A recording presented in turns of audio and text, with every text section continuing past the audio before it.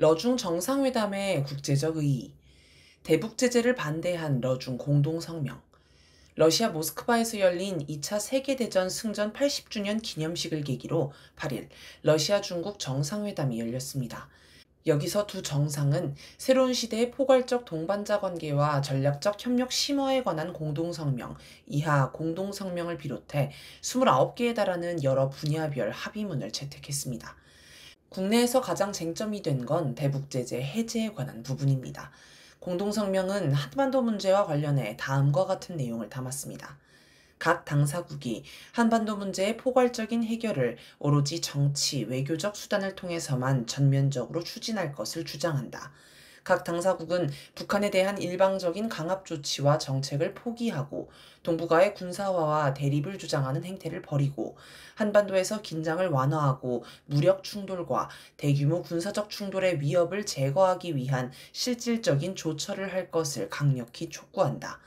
당사국들이 한반도 문제를 해결하기 위해서는 주권에 대한 상호 존중과 관련국들의 국가 이익에 대한 균형 잡힌 고려가 필수적 조건이라고 확신한다. 양측은 한반도 문제의 정치적 해결과 동북아의 장기적 평화와 안정을 이루는 과정에 건설적인 기여를 할 준비가 되어 있음을 확인했다. 이를 두고 언론은 러중이 사실상 대북 제재 해제를 주장했다고 해석했고, 우리 정부는 러중 대사관 차석급 관계자를 소환해 북한 편을 들지 말라고 항의했습니다. 언론은 대체로 러중이 북한과 밀착하고 미국을 견제하려는 의도로 대북 제재 해제를 촉구한다고 분석합니다. 하지만 공동성명 내용을 보면 그렇게만 볼 문제는 아닙니다. 사실 러중 정상회담에서 대북 제재 해제를 촉구한 건 이번이 처음이 아닙니다. 2023년 3월 21일 정상회담에서도 양국은 제재와 압박이 바람직하지도 실현할 수도 없으며 대화와 협의만이 한반도 문제 해결의 유일한 길이라고 믿고 한반도 평화와 안보 메커니즘의 추진을 공동으로 지지해왔다라고 했고, 2024년 5월 정상회담에서도 양국은 미국이 군사적 긴장을 완화하고 협박 제재 및 압력을 중단하는 등 북한과 기타 관련 국가들이 상호 존중과 상호 안전 우려를 반영하는 원칙에 따라 협상 과정을 재개할 수 있도록 유리한 조건을 조성하기 위한 실질적인 조처를 할 것을 강력히 촉구했습니다. 이처럼 대북 제재 해제는 한반도 문제의 평화적 해결을 위한 해법으로 줄곧 등장했습니다. 전쟁을 막고 긴장을 완화하기 위해서는 군사적 조치와 함께 대북 제재도 해제해야 한다는 것입니다. 하지만 그게 전부는 아닙니다. 러중은 대북 제재 해제가 동북아 경제 협력 문제와도 직결된다고 봅니다. 이는 공동성명에서 대북 제재 해제를 언급하기 직전에 관련 내용이 등장하는 걸 봐도 알 수 있습니다. 당사국들은 2025년 러시아가 광역 두만 개발 계획 의장국을 맡는 것을 환영한다. 이는 동북아 협력의 잠재력을 강화하고 교통, 에너지, 무역 및 투자, 디지털 경제, 농업, 관광 및 환경 분야를 포함한 여러 지역에 걸쳐 광역 두만 개발 계획에 참여하는 국가 간의 상호작용을 발전시키는 것을 목표로 한다. 당사국들은 광역두만 개발 계획을 독립적인 국제기구로 전환하는 가능성을 연구하고 있다. 광역두만 개발 계획은 1991년 두만강 유역의 경제협력을 촉진하기 위해 유엔의 지원을 받아 출범한 두만강 지역 개발 프로그램 TRADP의 후신입니다. TRADP는 북중러의 국경이 만나는 두만강 유역을 황금 삼각형으로 개발하자는 구상에서 출발해 세 나라 외에 한국, 몽골까지 참여했으며 2006년 개발 범위를 몽골까지 확장한 광역 두만 개발 계획으로 발전했습니다. 이 계획은 동북아시아의 물류 혁신을 기본으로 농업, 관광, 에너지, 금융 분야의 협력을 통해 지역 번영을 목표로 합니다. 그러나 2009년 북한이 대북 제재 때문에 탈퇴하였고 지역 안보 문제도 풀리지 않으면서 기대만큼 성과를 내지 못하고 있습니다. 러시아의 구상. 러시아는 오래전부터 극동 개발에 관심을 가져왔습니다. 특히 블라디미르 푸틴 대통령은 2000년 취임 직후 북한을 방문해 아시아 중시 전략의 시작을 알렸습니다. 푸틴 정부는 집권 3기 2012년에서 2018년 최대 국정과제의 하나로 극동 시베리아 개발을 꼽고 17조 원이 넘는 예산을 투입하였습니다.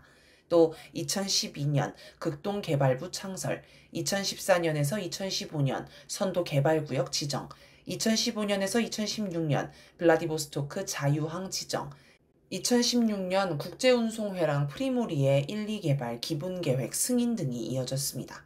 또한 2015년 신동방 정책을 추진하기 위해 대통령령으로 블라디보스토크의 동방경제 포럼을 창설했습니다. 이 포럼은 러시아가 연방정부 차원에서 지원하는 단 3개의 포럼 가운데 하나입니다. 러시아가 극동개발에 집중하는 이유가 있습니다. 원래 러시아는 모스크바가 있는 유럽 국가였으며 전통적으로 유럽 국가를 지향하는 나라였습니다. 하지만 유럽은 러시아를 배척했습니다. 냉전 시절에는 체제가 달라 서로 적대적이었는데 이게 냉전 후까지 이어졌습니다. 사실 소련 해체 후 러시아는 유럽에 편입되기 위해 유럽연합과 나토에 가입하려고 했습니다. 그러나 유럽은 이를 거부하고 계속 러시아를 적대했습니다. 유럽이 러시아를 적대하는 배경 가운데 하나로 러시아 국민의 다수를 구성하는 슬라브 민족의 기지를 꼽을 수 있습니다. 러시아는 2차 세계대전에서 가장 큰 피해를 보았는데 사망자가 무려 2천만에서 2,700만 명에 달합니다. 연합국 전체 사망자가 6천만 명 이상이라고 하니 3분의 1 이상이 러시아에서 나온 셈입니다. 특히 두 번째로 많은 국민이 죽은 중국과 비교해보면 러시아는 전체 국민의 13%가량이 사망했지만 중국은 4% 미만이 사망했습니다. 이처럼 슬라브 민족은 남에게 고개를 숙이지 않는 강인한 기질을 가지고 있습니다.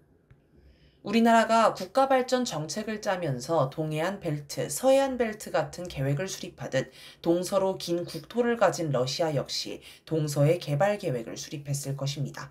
하지만 서쪽의 유럽이 자신을 배척하니 자연스레 동쪽으로 눈을 돌리게 되었습니다.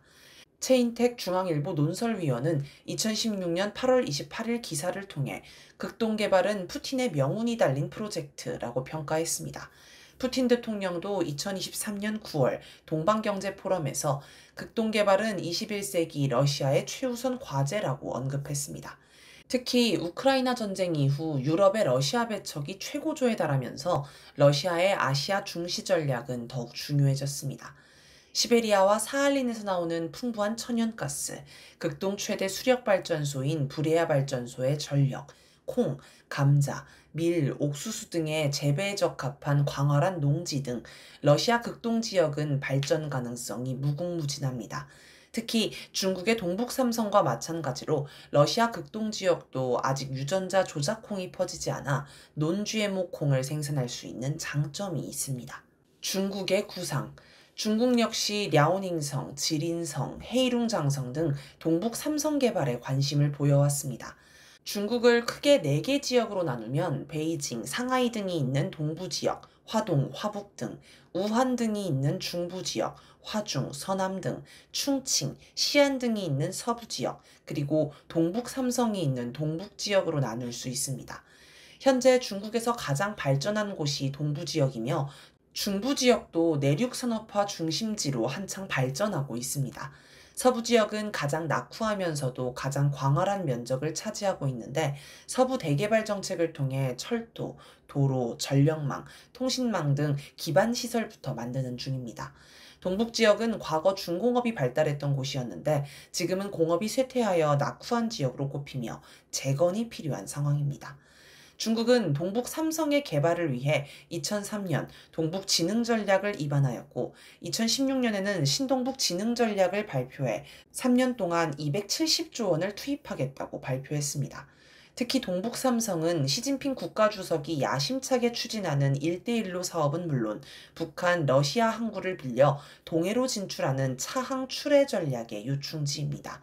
원래 1대1로 사업은 동북 삼성이나 북한, 러시아 극동 지역과는 무관한 사업이었지만 2018년 9월 10일 랴오닝성이 1대1로 종합 시범구 건설 총체 방안을 발표해 단둥, 평양, 서울, 부산 연결을 통한 1대1로의 한반도 확장을 명시하였습니다. 그해 9월 말 시진핑 국가주석은 동북 삼성을 방문하고 1대1로를 동북 지역까지 건설하는 방안을 논의하였습니다.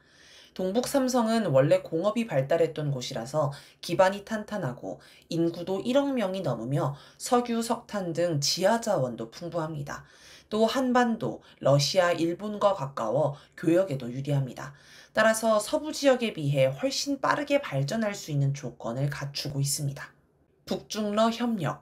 대북 제재라는 걸림돌이 사라지면 러시아 극동 지역, 중국의 동북 삼성과 북한의 경제 협력이 매우 폭발적으로 늘어날 것입니다. 미국이 반대하면 유엔 안전보장이사회에서 대북 제재를 해제할 수 없습니다. 그러면 러중은 제재를 무시하는 전략으로 나갈 수 있습니다. 어차피 지금은 대북제재위원회 산하 전문가위원회가 해산되었기 때문에 대북제재를 지키지 않아도 확인할 방법이 없습니다. 사실상 러시아는 지금도 대북제재를 무시하고 있습니다. 대북제재 무력화는 당장 광역두만 개발 계획에도 새로운 활력이 됩니다. 북한이 다시 참여할 수 있기 때문입니다. 두만강유역에 국제경제특구를 만들어 개성공단보다 훨씬 큰 산업공단을 조성하고 환동해권 복합 물류망을 건설할 수 있습니다. 러시아 가스관 연결 사업도 주목해야 합니다. 러시아와 독일 사이를 잇는 가스관 노르트스트림 1은 2011년부터 운영되면서 독일 산업 발전에 큰 도움을 주었습니다. 현재 극동지역 러시아 가스관은 시베리아의 힘, 사할린 가스관 등 2개가 있습니다.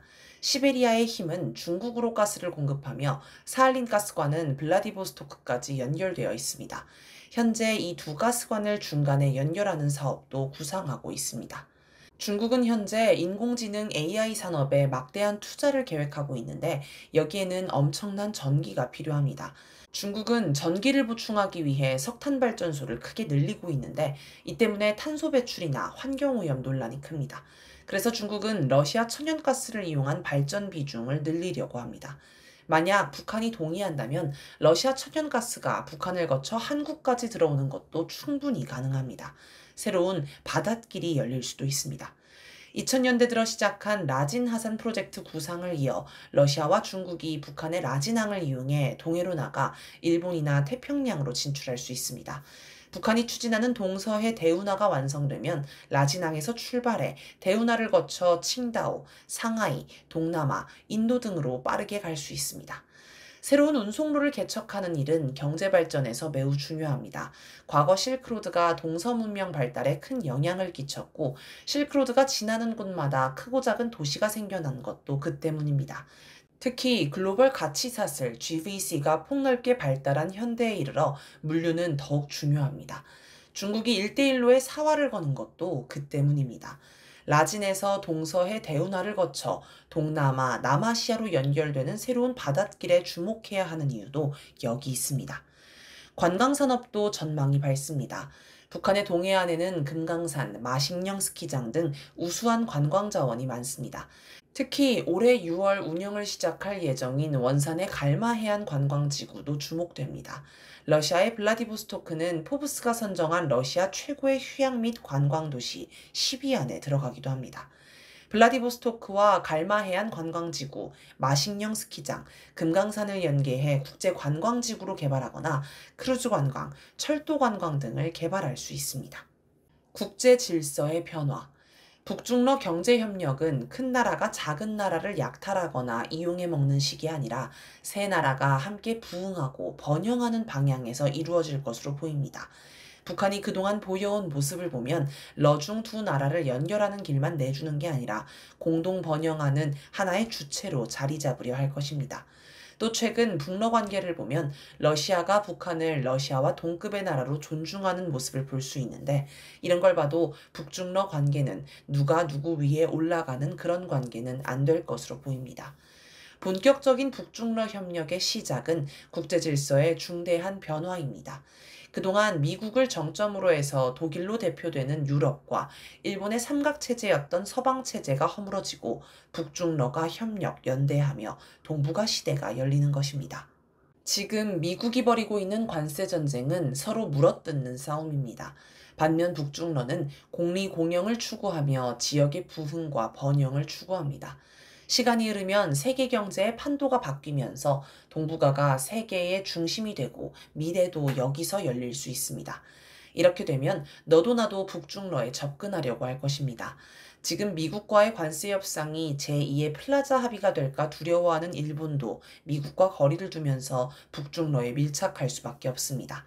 삼성, 현대, SK 등 한국의 대기업도 미국의 압박에 출혈이 심한데 북중러에서 먹고 살 길을 찾게 될 것입니다. 심지어 미국 자본도 여기에 편승할 수 있습니다.